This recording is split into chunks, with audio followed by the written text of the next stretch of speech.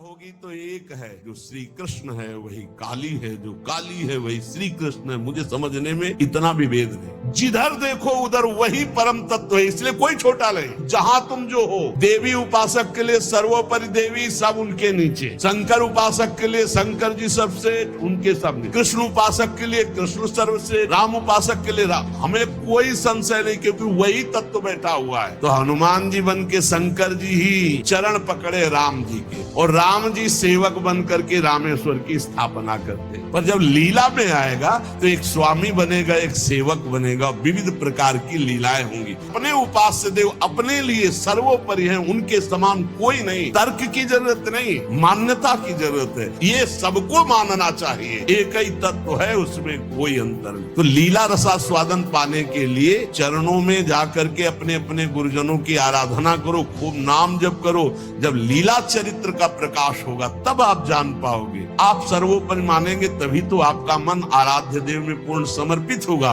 और जब आप अनुभव करेंगे तो सब रूपों में मेरा ही आराध्य देव है, ऐसा आपको अनुभव होगा। एक प्रश्न किसी ने किया कि आप जो प्रायः ये कहते हैं कि श्री जी सर्वोपरि और उन्हीं के अंश से दुर्गादि शक्तियां हैं, तो मुझे चुभता है कि जैसे आपकी इष्ट राधा महारानी है, ऐसे हमारी इष्ट माता जी हैं। तो आप कहते हो करोड़वें अंश में दुर्गा जी हैं श्री राधा रानी के, तो हमको भी तो चुभता है कि आप कहते हो। हम नहीं कह रहे। तस्मात् शास्त्रम प्रमाणम ते कार्याकार्यो व्यवस्थित हो। पहली बात तो हमारी श्री जी क्या है, जब हम श्री जी से चित्त जोड़ेंगे तब पता चलेगा। और दूसरी बात है कि जो शास्त्रों में लिखा है उसे, पद्म पुराण पातालखंड अध्याय 81, भगवान शिव कह रहे हैं, बहुत ध्यान से सुनिए। अंतरंगस्तथा नित्य विभूतैश्चिदादिभिः गोपनादुच्यते गोपी राधिका कृष्ण वल्लभा। देवी कृष्णमयी प्रोक्ता राधिका परदेवता, सर्वलक्ष्मी स्वरूपा सा कृष्णाह्लाद स्वरूपिणी, तथा सा प्रोच्यते विप्रह्लादिनीति मनीषिभिः। ध्यान से, तत्कला कोटि कोट्यंसा दुर्गाद्यास्त्रिगुणात्मिका, सा तो साक्षात् महालक्ष्मी कृष्णो नारायण प्रभु। नैतयोर्विद्यते भेदः स्वल्पोऽपि मुनिषत्तमो, इयं दुर्गा हरिरुद्रः कृष्णा शक्र इयं शची, सावित्री इयं हरिर्ब्रह्मा धूमोर्णासौ यमो हरिः।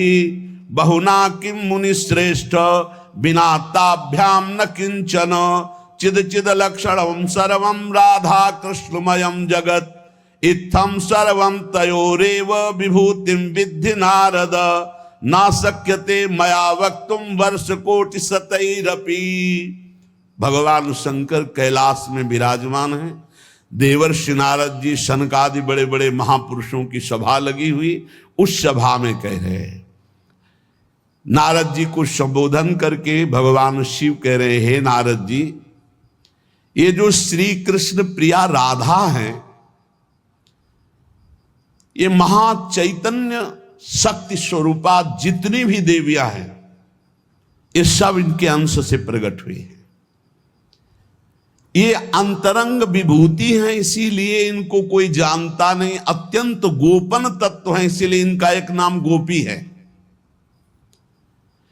श्री कृष्ण सदैव इनकी आराधना करते, इसलिए नाम इनका राधा है। और ये सदैव श्री कृष्ण की आराधना में रहती, इसलिए इनका एक नाम राधिका है। ये और श्री कृष्ण दो नहीं है। श्री कृष्ण में राधा है, राधा में श्री कृष्ण है। ये राधा परादेवता है।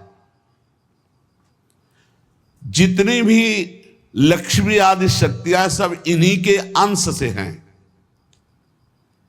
आपको भगवान का आह्लाद कहा गया है, आह्लाद।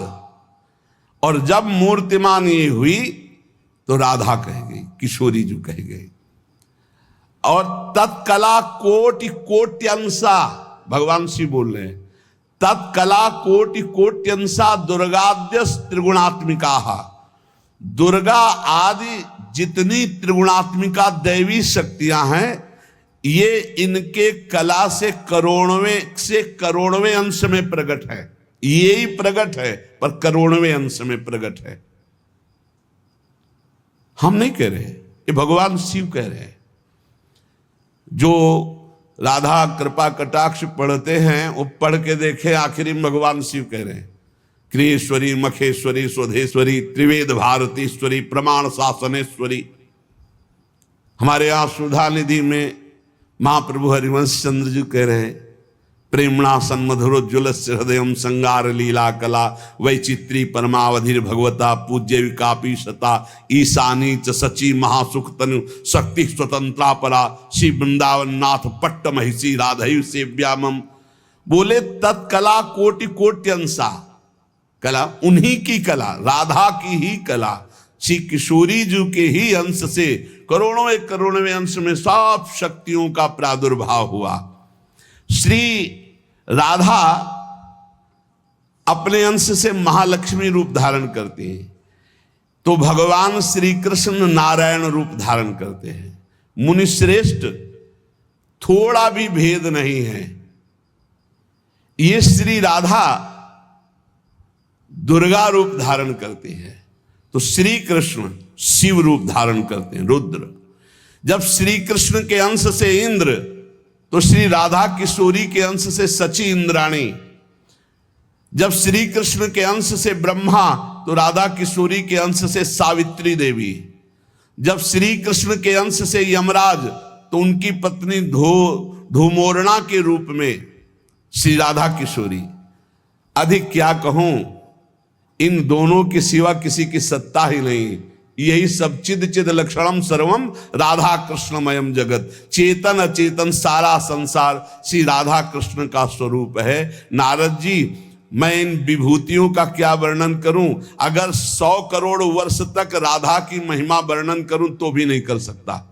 भगवान शिव कुछ ऐसे भावुक जन हैं कि वो कहते हैं कि आप भगवान शंकर को श्री कृष्ण से छोटा कहते हैं, वो हमारे आराध्य देव, हमको चुभता है। देखो, जब तत्व की चर्चा होगी तो एक है, और जब लीला की चर्चा होगी तो वही एक विविध लीलाएं करता है, वही एक विविध लीलाएं करता है। रास में भगवान शंकर आए, अगर थोड़ा भी शास्त्र को पढ़े हो तो पढ़ के देख लेना। गोपी रूप धारण किया, रास में प्रवेश पाया, श्री कृष्ण चरण वंदना, किशोरी जी की चरण वंदना, और फिर गोपी रूप धारण करके रास में प्रवेश। अच्छा, कोई भी ये कैसे नकार सकता है कि भगवान शंकर की जटाओं में गंगा जी हैं, और वो गंगा जी क्या है, क्या आप नहीं जानते हो? गंगा तरंग रमणीय जो जटा कलापम गौरी विभूषित वाम भागम, भगवान शिव के लिए आता है। तो जो जटा कटा संभ्रमम भ्रमण नीलम पर निर्झरी जो विराजमान है गंगा जी, वो कौन है? गांगम वारि मनोहारि मुरारी चरण अच्युतम त्रिपुरारि शिरश्चारी पापापहारी पुनातुमा। देखो भाई, तत्व एक है, पर लीला में जब प्रारंभ होगा तो लीला में छुटाई बड़ाई हंसी मजाक, वो उनकी आराधना, वो उनकी आराधना। तत्व एक है। अभी आप यहां सुन रहे हो कि जब श्री कृष्ण शिव रूप धारण करते हैं तो राधा किशोरी दुर्गा रूप धारण करती हैं, यही है, कोई और थोड़ी है। पर जब लीला की बात आती है तो वही भगवान शंकर गोपी रूप, आज भी भगवान गोपेश्वर का श्रृंगार होता है गोपी रूप में।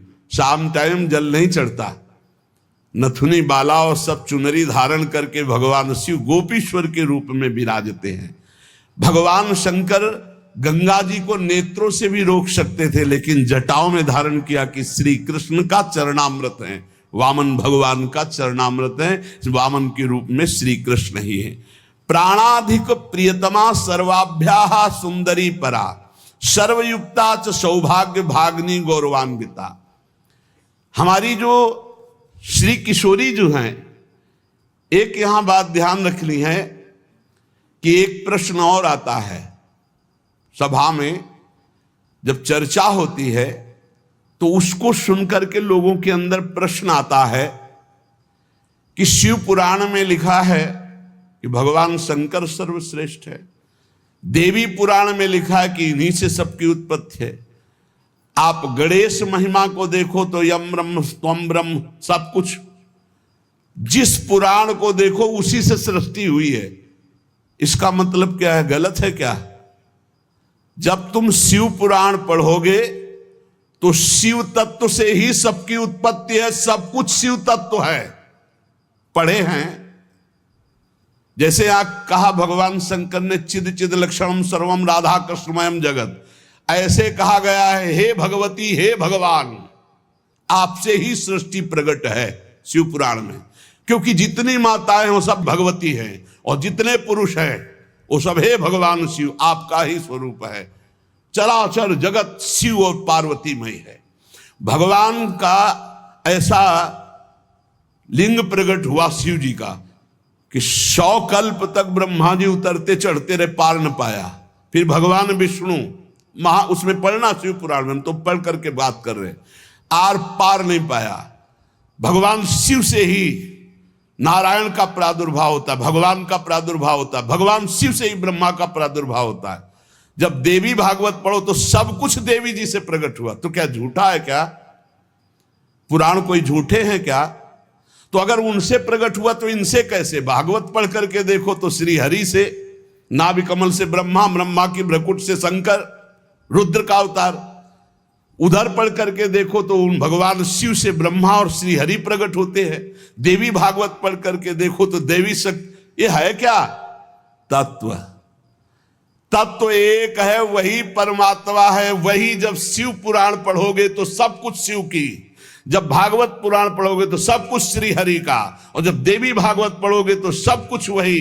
देवी प्रपन्नार्थ हरे प्रसीद प्रसीद मातर जगतो खिलस्य प्रसीद विश्वेश्वरी पाहे विश्वम त्वमीश्वरी देवी चराचरस्य। हे देवी तुम ही चराचर में व्याप्त हो, तुम ईश्वरी हो, तुम सर्वशक्तिमान हो, तुमसे बढ़कर कोई नहीं। क्या समझते हो? जो जहां है वही परम तत्व है और वो वही सब कुछ है। इधर से हम देखेंगे तो कृष्णाकार, उधर से देखोगे तो शिवाकार, उधर से देखोगे तो दुर्गा में, उधर से देखोगे काली में। जो बोलो वही परम तत्व है। पर जब हम लीला का गायन करते हैं तो लीला में विभाग हो जाता है। वही एक परमात्मा, वेद कहता है एकोहम बहुश्यामा, मैं एक बहुत रूपों में हो जाऊं। अब वही परमात्मा शासक बन गया, वही शासित हो गया, वही धर्मात्मा बन गया। उसी के छाती से धर्म प्रकट हुआ, उसी के पीठ से अधर्म प्रकट हुआ। अधर्म करने वाला दंडनीय हो गया, धर्म करने वाला बंदनीय हो गया। लेकिन दंडनीय और बंदनीय में दोनों में एक तत्व विराजमान है, तत्व में अंतर नहीं। ये जो समझते नहीं ना, लीला को समझते नहीं है और तत्व को समझते नहीं, तो ये झगड़ा करने लगते हैं कि शिव को छोटा कैसे कह दिया। पूछो शिव जी से जाके, अरे उनको देखो तो रात दिन भगवत श्री हरि चर्चा करते रहते, और हरि को देखो, उनसे पूछो जाके कि तुम्हारे आराध्य देव कौन है, बोलेंगे शंकर। हरि से पूछो कि तुम्हारा गुरु कौन है, बोले शंकर। और शंकर जी से पूछो तुम्हारा आराध्य देव को, बोले हरि। और हम आपस में लाठी चलाएं। अरे वो एक है, वो एक है, वो अनेक है। अनेक होते हुए भी एक है, एक होते हुए भी अनेक है। इस बात को समझो। जब देवी भागवत, तो देवी ही सब कुछ है, देवी के ही अंश से राधा है। समझिए आप, जब हम वृंदावन से बोलेंगे तो राधा के अंश से देवी है। जब आप शिव पुराण से बोलेंगे तो शिव के अंश से हरि है, और जब भागवत पुराण से बोलेंगे तो हरि के अंश से शिव है। आप इस बात को समझिए। जब लीला का बात, लीला प्रसंग आएगी तो उसमें भेद हो जाते हैं। जैसे ब्रह्म ऋषियों ने विचार किया कि इन 3 महान भगवत स्वरूपों में कौन सबसे बड़ा है? क्या उन ब्रह्म ऋषियों को पता नहीं कि हरि ही ब्रह्मा है, ब्रह्मा हरि ही शिव है? शिव ब्रह्मा और हरि में किंचित मात्र भेद नहीं। स्वयं भगवान बोले मैं ही हर हूं, मैं ही विधि हूं, मैं ही हरि रूप हूं। जगह जगह वर्णन है। लेकिन जब भृगु जी परीक्षा के लिए गए तो ब्रह्मा जी के सामने जाके ऐसे खड़े हो गए। यह भद्रता है गुरुजनों के सामने ऐसे खड़े होना, ऐसे नहीं खड़े हुआ जाता, ये अभद्रता कही जाती। गुरुजनों के सामने सावधानी पूर्वक हाथ जोड़कर या बहुत नम्र ऐसे। अब वो गए और ऐसे खड़े हो गए। ब्रह्मा जी ने कहा तो सभा की मर्यादा के विरुद्ध है, पर भृगु जी उनके पुत्र हैं, थोड़ा गुस्सा आया पर शांत रहे। शंकर जी के पास गए, बोले आओ भाई, बहुत दिनों बाद आगमन हुआ भृगु जी से। बोले हम तुम्हारे गले नहीं लगते हैं, परम पवित्र रहते हैं। उठाया त्रिशूल उन्होंने, हमको। भृगु जी शांत होकर के वहां, और भगवान हरि के पास गए, सैया में पड़े हुए थे, सीधे लात मारी जाके, सीधे छाती पे लात। भगवान उठे और कहा मुझे पता नहीं था आप आ रहे हो, नहीं आपकी अगवानी करता, और चरण दाबने लगे। बोले आपके चरण बहुत कोमल है, मेरी छाती बहुत कठोर, कहीं चोट तो नहीं लग गई? और आज के बाद जब जब अवतार भी लेंगे तब तक आपका भृगु चरण चिन्ह ये हमारे छाती पे बना रहेगा, ये हमारा बड़ा सौभाग्य हो। आंसू आ गए भृगु जी के। अब आप क्या कहेंगे? कोई छोटा बड़ा नहीं, जब लीला होती है और एक ही तत्व है तो रंगमंच पर वही सब रूप धारण किए, जगन नाटक वही भवा, इस बात को सब। पर जब हम किशोरी जी की बात कहेंगे तो किशोरी जी के अंश से सब शक्तियां हैं, और जब आप दुर्गा की बात करें तो आपको वहां से दिखाई देगा किशोरी जी दुर्गा जी के अंश है, क्योंकि इधर से अंश वो, उधर से अंश वो उनकी अंशी, वो उनकी अंशी, कोई अंतर नहीं। इधर से हम बोलेंगे श्री कृष्ण के अंश से शिव, और जब शिव पुराण में पढ़ोगे तो शिव जी के अंश से श्री कृष्ण। अब इसमें संशय थोड़ी, क्योंकि वही एक तत्व है, विविध प्रकार से लीला कर रहा है। इसलिए भ्रम का तो ध्यान छोड़ दो, भ्रम छोड़ दो। जब जब जैसा अवसर आया वही रूप धारण किए तत्व विराज। पर जब लीला की चर्चा होगी तो माधुर्य रस में ऐश्वर्य का प्रवेश नहीं, भगवान के ऐश्वर्य का प्रवेश नहीं, तो और ऐश्वर्य शक्तियों की तो बात जाने दो। कभी आपको कोई भी शास्त्र मिला हो कि ब्रज में सुदर्शन चक्र का प्रयोग भगवान ने किया या प्रवेश हुआ, तो हमें बताना। कभी दिव्य वैभव का प्रयोग, क्योंकि ये माधुर्य का क्षेत्र है, ये जो ब्रज है ये वात्सल्य माधुर्य। कभी सुदर्शन चक्र से ब्रज में किसी को मारा हो, मुझे तो याद नहीं है। आप लोगों को कोई याद आवे तो हमको भी बता देना, क्योंकि अभी तक तो नहीं पढ़ा है हम। आगे अगर किसी को लगे, दूध पीते हुए पूतना को मारा, प्रवेश करके अगासुर को मारा, फाड़ के बकासुर को फेंक दिया, और उसका पैर पकड़ के धेनुकासुर को मारा। बस यही थप्पड़ घूसा इसी से पहुंचा दिया है। ना तो कौमोदकी गदा आई है, ना प्रभु की तलवार आई है, ना यहां सुदर्शन चक्र आया है, ना यहां दारुक सारथी रथ लेके आया है। ये ऐश्वर्य नहीं, ये प्रेम देश है, ऐश्वर्य का प्रवेश नहीं है यहां।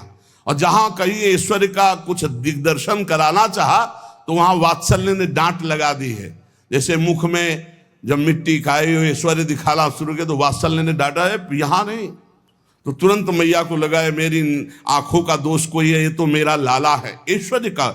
अब जब निकुंज की बात आती है तो इसमें तो बिल्कुल ऐश्वर्य का प्रवेश नहीं है। ब्रज में तो आप थोड़ा ऐश्वर्य की झलक दिखा दिए, अंतर ध्यान हो गए, लेकिन निकुंज में कहीं नहीं कि अंतर ध्यान की लीला एक बार भी हुई हो। निकुंज में बताना पूरे वाणियों को पढ़ करके। अब जो निकुंज रस है इसमें कहीं वर्णन नहीं है कि अष्टभुजा का प्रवेश है या षोडश भुजा का। हमारी ही श्री जी सब अंशों से है, लेकिन ऐश्वर्य रूप नहीं, ये महामाधुर्य रूप है। इसी महामाधुर्य की महिमा की हम उपासना करते तो हमारे लिए हमारा उपास्य देव सर्वश्रेष्ठ है। और जब उपास्य देव की सर्वश्रेष्ठता की लीला में देखते हैं तब ये वर्णन आता है कि अनंत शक्तियां, देखो भगवान शिव ने स्वयं वर्णन किया कि ये जो अनंत शक्तियां तत्कला कोटि कोट्यंसा दुर्गाद्यस्त्र गुणात्मिका। अब देखिए वही प्रभु है शक्ति, वही है शक्तिमान, किंचन मात्र अंतर नहीं। लेकिन प्रभु आदेश करते हैं कि मैं अब अवतार लेने जा रहा हूं। भागवत में पढ़ के देख लेना। तुम हे महाशक्ति बलराम जी का कर्षण करके रोहिणी के गर्भ में डालो और मैं स्वयं अवतार लो। तुम जाकर नंद बाबा के यहां कन्या रूप से पूरी लीला पढ़ के देख लो। और नाम चामुंडा, कुष्मांडा, दुर्गा आदि तुम्हारे विविध नाम भगवान ने रखे और तुम सबकी कामना पूर्ण करने वाली होगी। जाओ, मेरा आदेश है, ऐसा करो। भगवान ने आदेश किया, शक्ति कार्य कर रही। भगवान की प्राप्ति के लिए उसी शक्ति की आराधना कात्यायनी रूप से गोपिकाएं करते हैं कि मुझे श्री कृष्ण पति रूप में प्राप्त हो। उसी शक्ति की आराधना सीता जी गौरी पूजन करती है। और सीता जी कौन है? काल रात्र निश्चर कुल केरी, महाकाल रात्रि स्वरूपा उनको गोस्वामी जी ने कहा। काल रात्रि निश्चर कुल केरी, जही सीता पर प्रीति घनेरी। ये नहीं समझ रहा रावण की साक्षात इसका काल पधारा है। एक काल रात्रि महाशक्ति स्वरूप चाट जाएंगे, कुछ नहीं बचेगा लंका में। ये दुष्ट जिनके प्रति विरोध भाव कर रहा है कौन है? वही गौरी है और वही गोरी है, वही महाशक्ति है और वही सीता जी है। अब आप समझिए, आदि शक्ति जय जग उपजाया। सीता जी गौरी पूजन कर रहे हैं। गौरी जी खसी माल मूर्ति मुस्काली, जाओ मनुजा हिराच्यो मिली सोबर साध सुंदर साव। तो सीता जी कौन है? मनुष्य रूपा को भगवान राम कह रहे। आदि शक्ति जेहि जग उपजाया, सो अवतरी मोरिया माया। अरे कोई भेद नहीं, कहीं भेद नहीं। पर जब लीला की बात करेंगे तब लीला में भेद दिखाई दे रहा है कि सीता जी गौरी जी का पूजन कर रहे हैं, उनसे वरदान प्राप्त कर रहे हैं। और भगवान प्रिया सती को संशय हो जाता है। लीला भेद देखो कि ये राम जी कैसे सच्चिदानंद में, जब हे खग हे मृग हे मधुकर श्रेणी, पूरा प्रसंग पढ़ करके देखो आप। और है कौन? या देवी सर्वभूतेषु बुद्धि रूपेण संस्थिता। जब लीला में देखोगे तो तत्व की बात भूलना पड़ेगा, तभी स्वाद आएगा। और जब तत्व देखोगे तो शांत रस आएगा। ये दास्य वात्सल्य सख्य, ये रसों का स्वाद नहीं मिल पाएगा। उसमें एक ही तत्व है, तो वह समझ में आ रहा है वही तत्व है। जब लीला में देखोगे तो आपको वही तत्व परशुराम है, वही तत्व राम जी है। लेकिन राम जी के आगे परशुराम जी घुटने टेक कर जय जय जय रघुकुल केतु, भृगुपति गए तपहि बन हेतु। ये समझना होगा। ये जो आजकल के नए बच्चे ना, ये तर्क वितर्क शुरू कर देते हैं। लीला में तर्क वितर्क नहीं होता है। तत्व में एक ही वस्तु है। तत्व की जब बात करोगे तो आप क्या समझते हो? कितने दिन से तुम दुर्गा जी की उपासना करते हो? बचपन से आराधना, और पूरी अम्मा मान के, पूरी जैसे अपनी अम्मा, पूरा आसक्ति अम्मा, आद्या शक्ति दुर्गा, और पिता भगवान शिव। तुम समझते नहीं हो, जहां हमें भेजा है उस तत्व को, जो समझाया उस तत्व से बोल रहे। तुम तो उसको दो पक्ष में ले रहे हो। तुम्हारे को क्या पता कि महादेव जी मुझे कितना प्यार करते हैं, भगवती कितना प्यार करती है, हम भगवती अम्बा और महादेव जी से कितना प्यार करते हैं। तत्व को समझिए। राधा तत्व सर्वत्र व्याप्त तत्व है। चिद चिद लक्षणम सर्वम राधा कृष्णमयम जगत। पर जब लीला में स्वरूप राधा जी का जो है वो कहीं त्रिभुवन में कहीं नहीं है, क्योंकि महामाधुर्य रस प्रेम स्वरूपा है, जिनकी आराधना स्वयं श्री कृष्ण करते। और जिन श्री कृष्ण की आराधना भगवान शंकर, शनकादि, ब्रह्मादि सब करते। ये हमारे उपास्य देव है। और जब आप अपने उपास्य देव के विषय में जैसे बोले कि श्री कृष्ण जिनके सेवक हैं ऐसे महादेव, कोई परेशानी नहीं। श्री कृष्ण जिनके सेवक हैं ऐसे महादेव, क्योंकि हमें पता है कि तुम जो बोल रहे हो वो सत्य बोल रहे हो, क्योंकि वैसे ही उस तत्व को देखा जाता है। ये तत्व है ही ऐसा कि हम जिस भावना से जैसे देखें वैसे दिखाई देगा। जब हम गणेश स्तोत्र पढ़ते हैं तो सब कुछ गणेश जी बने हुए हैं। जब राम स्तोत्र तो सब कुछ राम, जब कृष्ण सब कुछ कृष्ण, जब नरसिंह तो सब कुछ नरसिंह, जब वराह तो सब कुछ वराह, वही बने हुए, दूसरा कोई नहीं। इसमें हमें कोई संशय नहीं है। तुम्हें कितना ज्ञान है? उनके पति हैं शिव ज्ञान समुद्र, वो कह रहे हैं, हम तुम्हें पूरा परिचय के साथ बता रहे। पद्म पुराण पाताल खंड अध्याय 81, उसमें कह रहे तत्कला कोटि कोट्यंसा दुर्गाद्यास त्रिगुणात्मिका। कभी रास का स्वाद लिया है? रास का स्वाद लेना है तो ब्रज रस में। इसी यही तो वृंदावन की लीला, मत समझो गुरु को चीला, यहाँ ऋषि मुनि गए हार जपे जा राधे राधे। ऋषि मुनि गए हार जपे जा राधे राधे। प्रियालाल है प्रियालाल। अगर हम जो बोलते हैं उसकी बात को समझ लेना। कह दो कहाँ प्रमाण है तो हमारी छाती प्रमाण है, खिलवाड़ मत समझना। अगर तुमने राधा किशोरी की अवहेलना करके कहा कि अम्बा, जब जड़ भरत जी के ऊपर गड़ासा चलाने की बात अम्बा के ही सेवकों ने किया तो भद्रकाली सहन नहीं कर पाई और मूर्ति फोड़कर प्रकट हो गई, काट के फेंक दिया अपने ही उपासकों को। होश में रहे ना, राधा किशोरी है। तत्व से बोलोगे तो मुझे कभी कोई संशय नहीं, सब एक हैं। जब लीला में आओगे तो वही स्वामी बनता है, वही सेवक बनता है। जब लीला में देखोगे तो वही छोटा बनता है, वही बड़ा बनता है। वो विविध रूप धारण करके एक ही तत्व खेल रहा है, इसमें संशय नहीं। पर जब लीला का रसास्वादन करते तब आप उसमें संशय मत करो। वो विविध लीलाएं, वही गोपी बना है, वही श्री जी बना है, वही वृंदावन बना है, और वही प्रीतम बना है, और वही खेल रहा है। वही नरक बना है, वही अधर्म बना है, वही दंड विधान बना है, वही रोग बना है, वही विविध प्रकार की यातना बना है। समझो ना, कहते हो नरक भी वही बना। तो जब नरक नहीं था तब कौन था? श्री कृष्ण। और जब नहीं रहेगा तब कौन है? श्री कृष्ण। तो बीच में जो भास रहा है नरक, वो है कौन? श्री कृष्ण। अब ये जान जाओ तो नरक ही नहीं है, परम पद के अधिकारी हो गए। जब यही नहीं जान रहे तो वो दुखप्रद है, अगर जान गए तो वो सुखप्रद है। अगर जानकारी का भी विस्मरण हो गया और सच्चिदानंद में स्थित तो आप ही वो हो। जानत तुम्हें हो जाए। तुम भी वही हो जो शिव, जो कृष्ण। जब तत्व में आओगे तो तुम भी वही हो, कोई किंचन मात्र अंतर नहीं। वही एक परमात्म तत्व विविध रूप में खेल रहा। चिद चिद लक्षणम सर्वम राधा कृष्णमयम जगत ईशावास्मिदम सर्वम यत् किंचे जगत्याम जगत। और सच्ची मानो बिना भजन के समझ नहीं सकते रे। हमारी भाषा समझ ले। ये तर्क वितर्क से नहीं समझ सकते। जब तक ब्रह्मचर्य नहीं रहोगे, पवित्र आहार नहीं करोगे, लाखों नाम जप नहीं करोगे, तब तक ऐसे समझ जाओगे ये कोई बातों का विषय है। भजन नहीं करोगे, परमात्म तत्व तुम्हारे तर्क वितर्क से समझ में आएगा। इसलिए समझा देते कि समझ लो, तुम्हारा मंगल हो जाए। और अगर ऐसे पक्ष और विपक्ष की भावनाएं रखोगे तो तुम्हें संतों में दोष दर्शन हो जाएगा। पक्की बात समझ लो। इसलिए बहुत सावधान। यहां से जो चर्चा होती है वो भगवत प्रसाद स्वरूप होती, उसका पान करो तर्क छोड़ करके। खूब नाम जप करो, डट के बन जाओगे। खूब संतों की चरण धूलि माथे पे। हाँ, लहु गणित तत्तपसा नयाति न चेद्या न निरूपणाद ग्रहाद्वा न छंदसा न जलाग्नि सूर्यो बिना महात्पाद रजोभिषेकम। रज लगाओ संतों की चरणामृत पियो, संतों के वचनों का श्रद्धा विश्वास पूर्वक बढ़िया मंगल में ज्ञानी हो जाओगे। आपको कोई संशय नहीं रहेगा। पर लीला में बड़ा अंतर है। जब विमान पे चढ़ा हुआ जो वृत्तासुर बने थे, चित्रकेतु उनका नाम था। और जब भगवान शिव को वो ऐसे शब्द जो नहीं बोलने चाहिए वो बोल रहे थे तो अंबा जी गुस्सा हो गई। तो भगवान शिव ने कहा था कि तुम्हारे क्रोध और श्राप का उसके ऊपर कोई फर्क नहीं पड़ेगा। क्यों?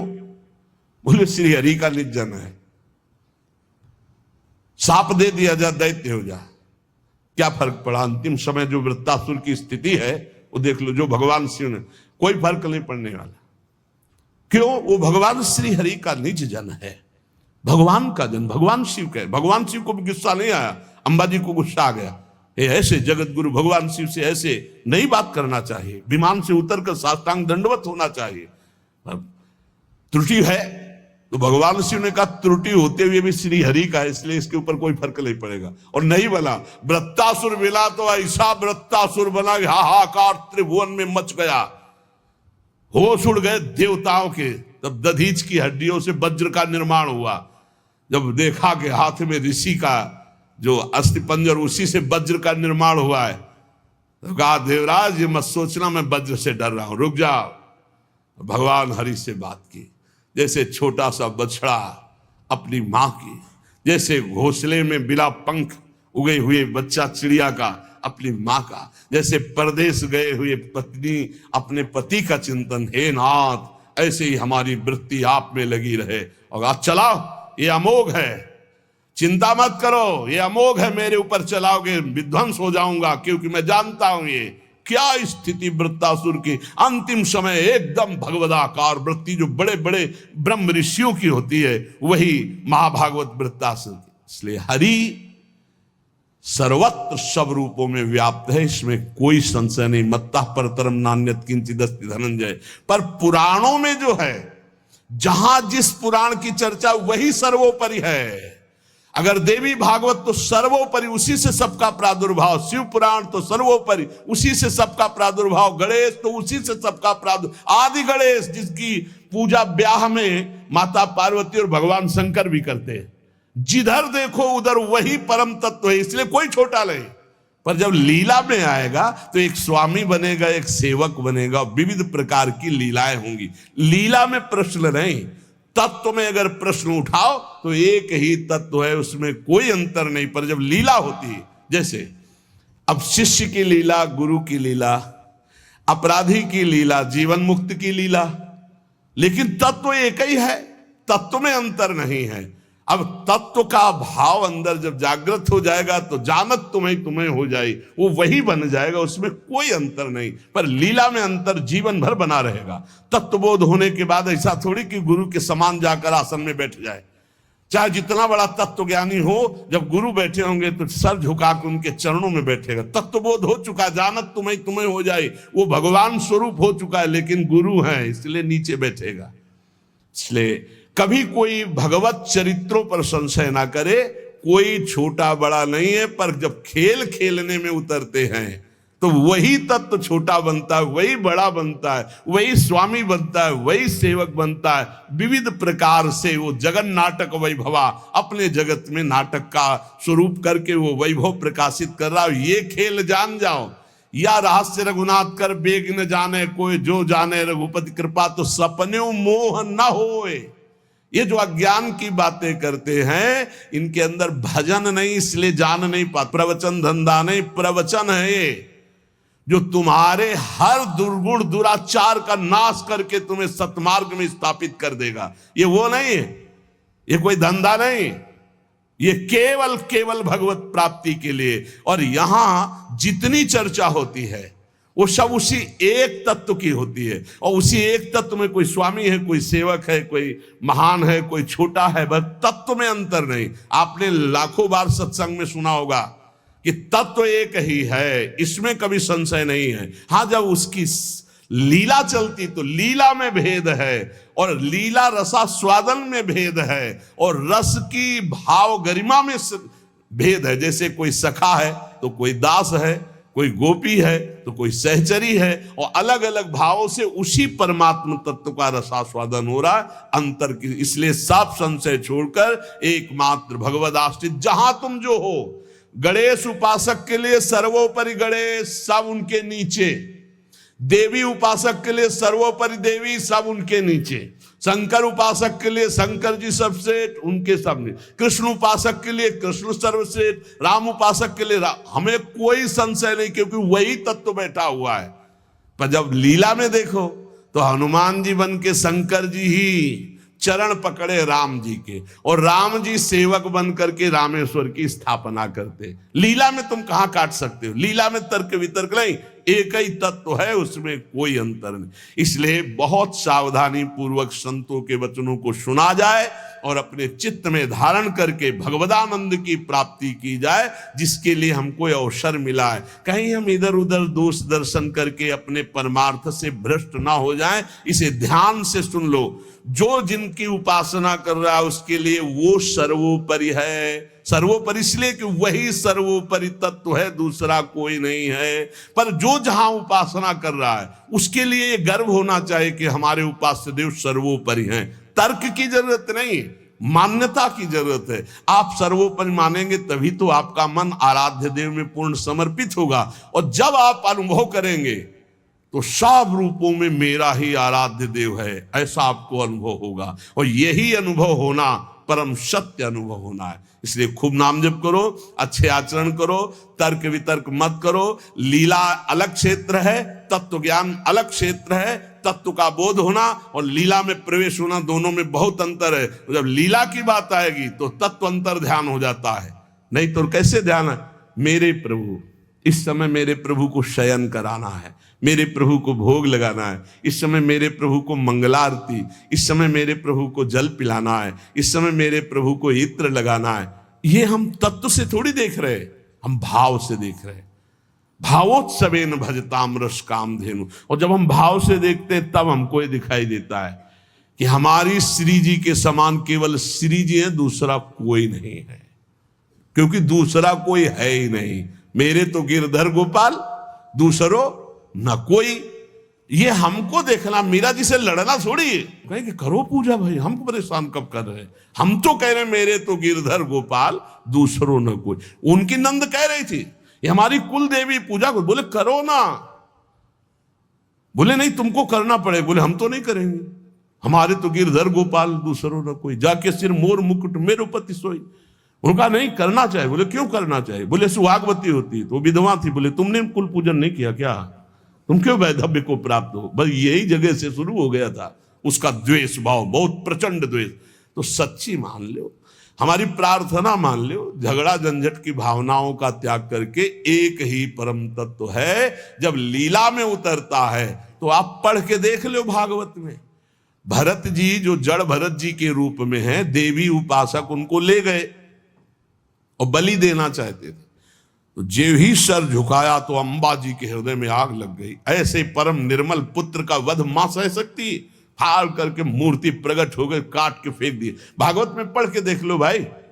वही परम तत्व है जो श्री कृष्ण है, वही काली है जो काली है, वही श्री कृष्ण है। मुझे समझने में इतना भी भेद नहीं, लीला में बड़ा भेद है। लीला में जब आते हैं तो अलग अलग रसास्वादन हो जाता है। तो लीला रसास्वादन पाने के लिए चरणों में जाकर के अपने अपने गुरुजनों की आराधना करो, खूब नाम जप करो। जब लीला चरित्र का प्रकाश होगा तब आप जान पाओगे। और श्री किशोरी किशोर जू का ये अद्भुत विलास, जो भगवान ब्रह्मा सनकादि शिवादि जिसका जस गाते हैं और याचना करते हैं, जो रज शिव सनकादि की याचत। अब कैसे रसमय ग्रंथों में प्रवेश नहीं तो बाहरी लोग नहीं समझते, पर हम अपने सत्संगी जनों से कहते हैं अपनी उपासना में अपने आराध्य देव के समान कोई नहीं है। ये सबको मानना चाहिए। जब तक मानोगे नहीं, निंदा किसी की नहीं कर ली, पर अपने उपास्य देव अपने लिए सर्वोपरि हैं, उनके समान कोई नहीं। जब ऐसा मानोगे तभी आप प्रेम रस को प्राप्त होगे। शेष चर्चा आगे। श्री राधा वल्लभ लाल की।